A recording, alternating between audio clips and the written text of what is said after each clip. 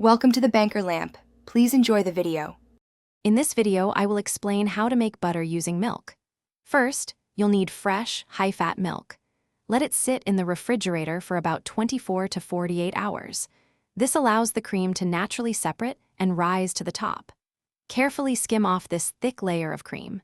It's crucial that this cream is very cold before you move on to the next step, ensuring the best results for your homemade butter. Now for the exciting part, churning. Transfer your very cold heavy cream into a stand mixer, food processor, or even a jar. Start mixing on a medium-high speed. You'll notice the cream first transforming into whipped cream, then becoming much thicker.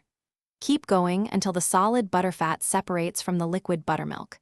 This usually takes about 10 to 15 minutes in a mixer. Once your butter has formed, it's time to wash it. First, carefully drain off all the liquid buttermilk. You can save this for baking.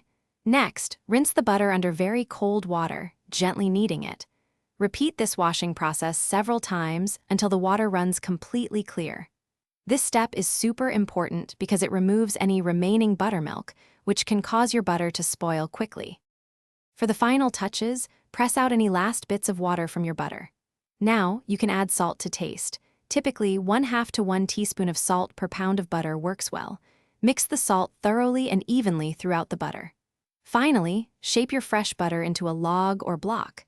Store it in an airtight container in the refrigerator where it will stay fresh for several weeks. Enjoy your homemade butter. Thanks for watching. If this was helpful, leave a like and consider subscribing. See you next time.